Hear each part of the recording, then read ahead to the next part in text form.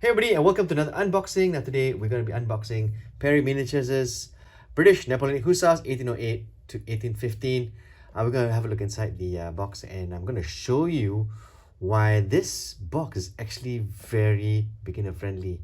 Now the British Hussars in this box represent the elite light cavalry from the Peninsular War all the way to the Waterloo campaign, right? So it's derived from Hungarian traditions. This horsemen combined speed with striking flamboyant uniforms. The iconic attire featured braided dolman jackets, tight overalls, fur trimmed police jacket hung loosely over the left shoulder to protect against saber slashes. All right, so basically the Hussars were the eyes and ears of Wellington's army. So they do the scouting, screen deployment, harassing enemy supply lines and stuff like that, right? Now, why am I looking at this box? Because I realized that this box is actually very, very good for beginners. And why do I say that? Because if you have a look at the back, there is some guide. Now, if you are new to the historical miniature painting or hobbying, right, you'd find that getting information like this, means a lot of like going through the internet and like just finding which one is which, right? This makes it so much easier. There's also a quick assembly guide back there, and I'm going to read this for you very, very quick.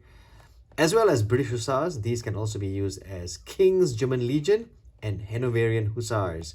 There are 5 variants of headgear for each Hussar, which allows you to use them from the beginning of the Peninsular War up to and including the Waterloo campaigns. All figures except the trumpeter have 2 arm variants, shouldered and at the charge.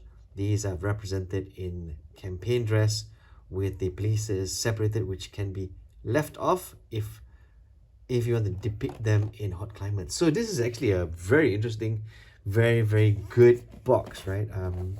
And like I said, this is good, very, very good for beginners. So let's have a look inside and we'll see what we got. Now, there are basically 3 types of frames you get. You get the HQ frame or the officer frame. You get some horses. You get 4 of those. Each of the frames lets you build 3, right? So that's 3. It's 12, and then you've got the rider frame, right? So you got the rider frame, you got the horse frame, and then you've got infantry frame, right? So these are the 3 frames that you get. Let's not confuse them. Okay, let's move them to the side. Now, we're going to talk about these in a while, but I want to talk about or show you. Oh, by the way, you get also some Renanda braces for your army or for your squadron. Okay, so let's have a look at this. Now, why do I like Perry miniature boxes? Because they give you stuff like this, right?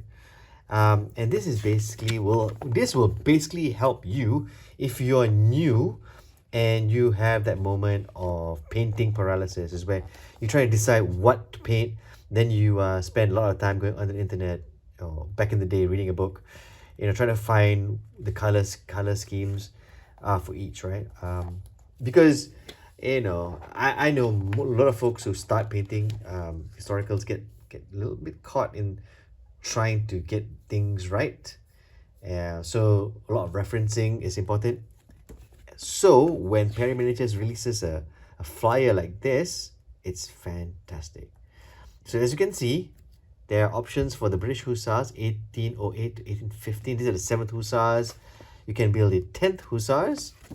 There's a guide for the 15th Hussars, and then the 18th Hussars, then the King's German Legion, the 3rd KGL Hussars. Let me see that. Hanoverian Hussars, the Duke of Cumberland Hussars, the Lunenburg for Hussars, which is the Prince Regent's Hussars. Now, it's also kind of nice because they've got all of these general stuff that you will have and all the specifics, right?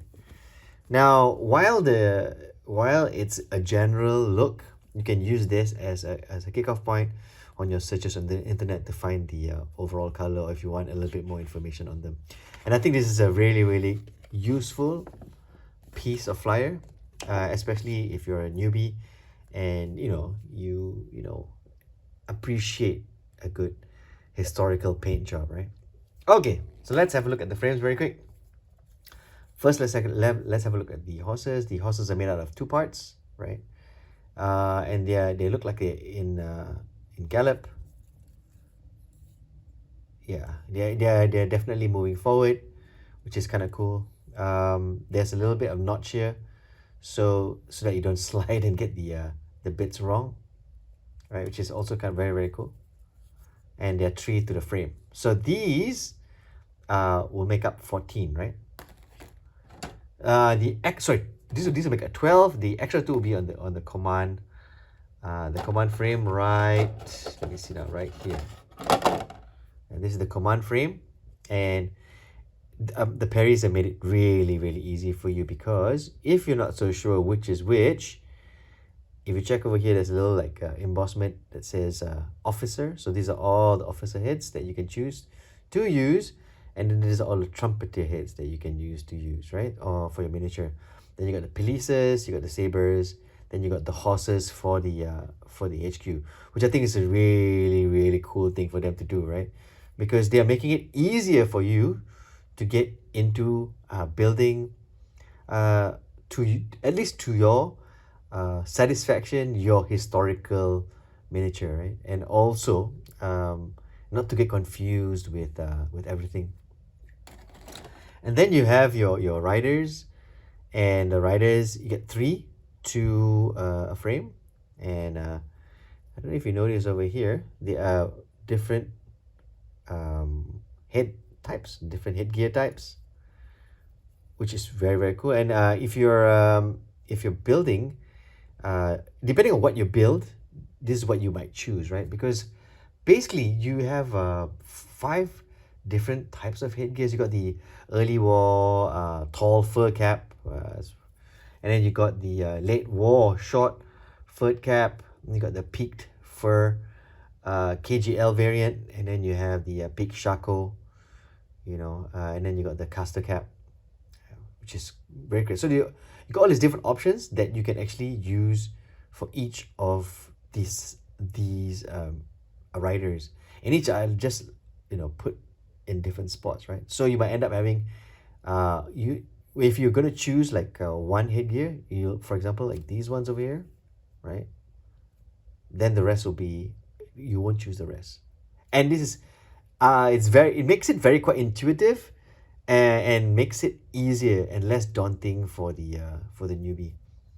A lot of folks who are painting historicals, who have been doing this for quite a while, might take this for granted that it's easy to figure out. But for the newbie, the biggest problem I see when newbies get into the hobby is the paralysis, right? They want to get things right, they want to get the colors right, they want to get the look right, and they end up like researching, and then the miniature box slowly finds itself at the bottom of their bed, and then in a second-hand sale somewhere. So the easier the manufacturer makes it for the newbie to get into hobbying the period, the better. And like I said, with stuff like this, the flyers like this, with head variants, and each one separated, it's definitely an easy box for you to start.